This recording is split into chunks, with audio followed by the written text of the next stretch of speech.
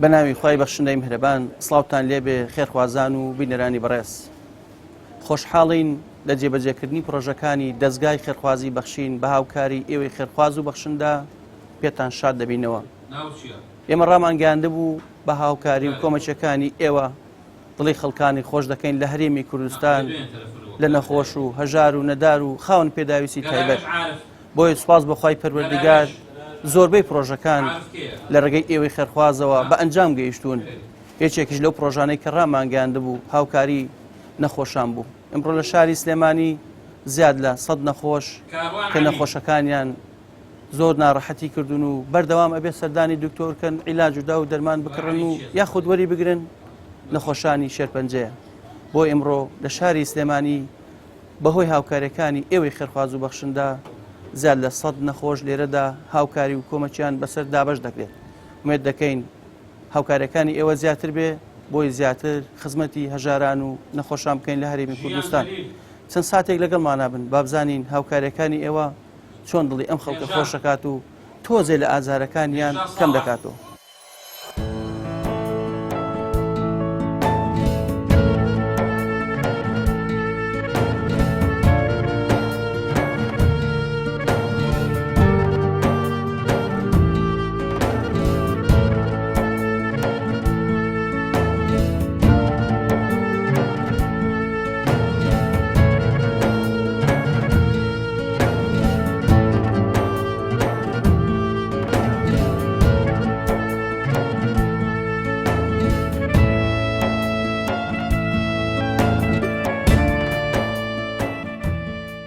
دەستخۆشی لەو خوشکوبرانە ئەەکەم کە هاوکاری ئەم فەقیر و هەژارە ئەکەن. ئەم هاوکاریە بۆ من زۆرە زۆریشم پێویستە لەبەرەوەی خۆم نەخۆشی خەسخانەی هیوام هاوسەریشم هەرەمان نەخۆشیەتی هەمیشە لە هیوایە. اینجا ئیتر منیش دەستخۆشی لە هەمویانەکەم و ماڵی هەمویان ئاوا بێ و کە چاوێن لە فەقیر و هەژارە و هاوکاریمان ئەکەن. خوای گەورە هاوکاریان کە لە دنیا و لە قیامەت خوا پاداشتی خێری هەمووتان باتۆ برا گەورەکەم. دەستخۆشی لە کەناڵی پەیامەکەین و لە بەخشینەکەین کە یارمەتی ئەم نەخۆشانەیەوە و بەم مانگی ڕەمەزانە هیوادارین هەر سەرکەوتو بین ئینشاءڵڵا. ئەوانی کە ساغی شند و ئامان بۆ بکەن ئینشاءڵڵا لەم نەخۆشی ڕزگارمان بێ. 6 ساڵە من نەخۆشی خەسخانەی هیوام بڕوا بکە عیلاجەکەم 2 مانگە لە بێپارەی یاوەرە نەگرتووە. ئەوەنداڵم یەخوا هەچی بە 250 یارمەتی نەخۆشیەکەیە بۆ خاتر قورئان تێشی قیامەتی بێ. ئەوەندە ئەڵێم ئێستا کیمیاکی من دەست ناکەوێت، ئێستا بازێکی دەست ئەکەوێت. ئیتر هەفتەیە پێش ئەبێ مڕاجعەکەین تاکوونە عیلاجەکەمان دەست ئەکەوێت. ئێستا لە هەولێر هەیە، لە هەولێریش بۆمان سەرف ناکەن، نازانم بۆ.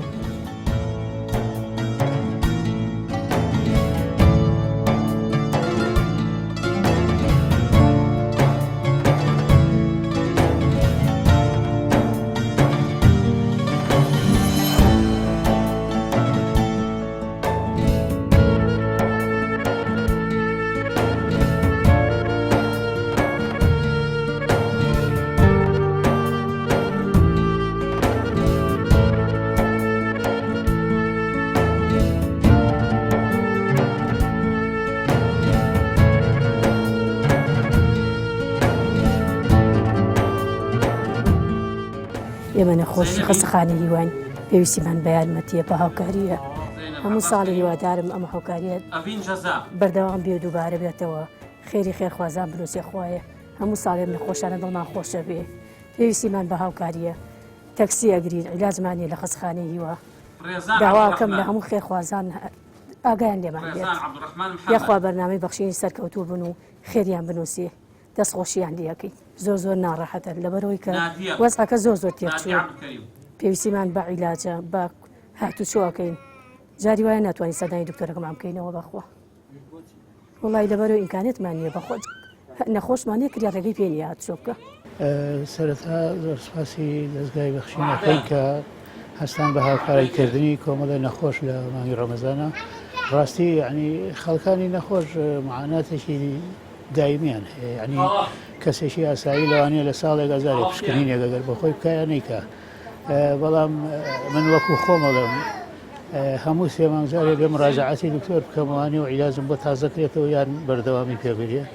بۆی ئەوانی کە هەستاون بە هاوکاریکردنی و کۆمەڵە نەخۆشە خی گەورە بیخاتە بەر جەزای قیامەتیان ڕاستی بەسەرکردنەوەی باش بە لە کاتەیە و ئینشاءڵڵا خوا پاداشتی خێریان باتەوانێ و بکەوێتە بەر جەزای قیامەتیان.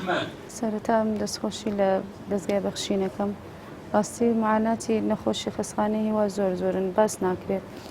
معاناتی ئەوەیان بڵێن زیاتر جاروای عیلاجێکیان بۆ نووسین نییە کە نەبێ ناچارن بیکڕن هیوایان تایە حاڵەتی ئەوەی نییە چاوەڕی عیلاج بکە بۆی بێت ئەبێ بە ناچاری بیکڕێ اونجا ئەمە نەخۆشیەک نییە بڵێ چاکە بێتەوە یا عیلاجێکی بۆ ئەکڕێ و پەتایەکە چاکە بێ ئەبێ بە بەردەوامی عیلاجڕێوەری بگرێ جایتر لەبەر ئەوە باری ژیانیان زۆر قورس بووە لەسەر ئەو عیلاج و هیواهەیان کەم دەرامەتن زۆربیان بەهۆی نەخۆشیەوە باشیش بوو بێتن وەزیان خراپ بۆتەوە جای داواکارم لە خێرخوازان خی گەورە پاداشتیان باتەوە ئینشاءڵڵا نەخۆشەکان بەسەرەکەنەوە ئینشاءڵڵا بەردەوام بن لەم هاوکاریانیان خی گەورە پاداشتیان باتەوە جەزایان باتەوە.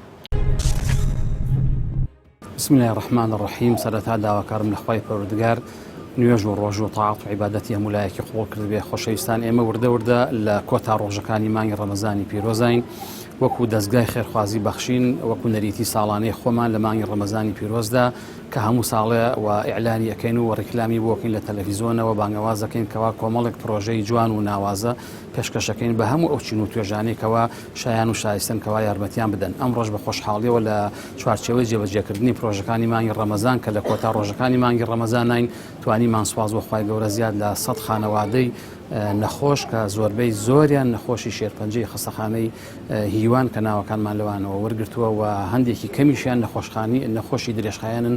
ئەمڕۆ بە خۆشحاڵیەوە زیاد لە 100 خانەوە دەتوانیمان بە بڕی 10 ملیۆن زیاتر یەکی بە 100,000 دینار یارمەتیان بین و کۆمەکیان بکەین وەکو جەژنانەیەک وەکو یارمەتیەک بۆیە داواکارین لە خوای پەروەردگار ئینشاءڵڵا خێری خێرۆمەندانی نووسیبێ و ئەوانەیەکەوە لە پرۆژەکانی ئێمەدا دەستگیر بوون و یارمەتیان داین و پرۆژەکانی ئێمەیان دەوڵەمەند کرد و یارمەتیان داین بە هەموو شێوەیەکی مادی و معنەوی کە بتوانین ئینشاءڵڵا بە شێوەیەکی ڕێک و پێک بە هەموو چون و توێژەکەەوە شایان و شایستی ئەوەن یارمەتی بدرێن لەم دەستگای ئێمەدا بۆیە بە خۆشحاڵیەوە ئێمە ئەم پرۆژەیەمان جێبەجێ کرد و داواکارین لە خوای پەروەردگار ئەو چەند ڕۆژەکەمی کە ماوانە لە مانگی ڕەمەزانی پیرۆز هیدایەتمان بداوە جەژنێکی خۆشی و بەختەوەری بەسەر ئومەتی ئیسلام و گەلی کورد بە تایبەتی بێنێتەوە ئینشاءڵڵا.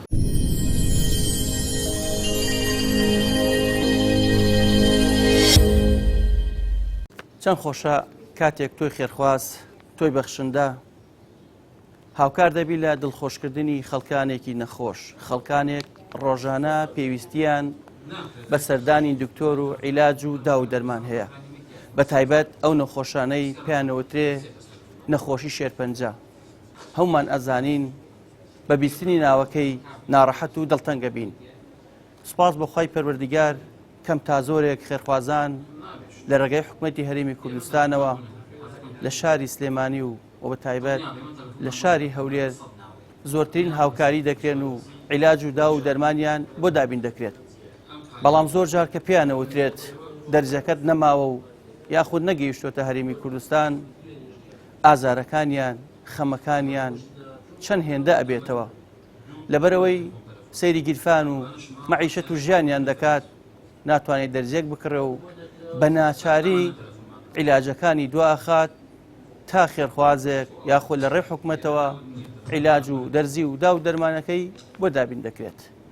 کاتێک تۆی خێرخواز لە زەرفێکی ئاوا هاوکاری و کۆمەچی ئەەکەیتە دیاری بە تایبەت لە مانگی ڕەمەزان بێگومان بە لەوەی کارێکی ئینسانی کارێکی مرۆڤ دۆستی کارێکت ئەنجام داوە کە دڵی نەخۆشێک هەژارێکت خۆش کردووە بۆیە تا ئەو بەخشن بەم شێوازە دەستگای خێرخوازی بەخشین نەخۆشان و هەژاران و منداڵانی بێباو لە یاد ناکات و بەم شێوازە کە بینیتان لە هۆڵێکی ئاوا زیاد لە 100 نەخۆش و هەژار دڵخۆشکرا تا پرۆژێکتی پێتان شاد دەبینەوە بەخوای گەورەتان ئەسپێرین هەر شاد و کامران بن خواتان لەگەڵ.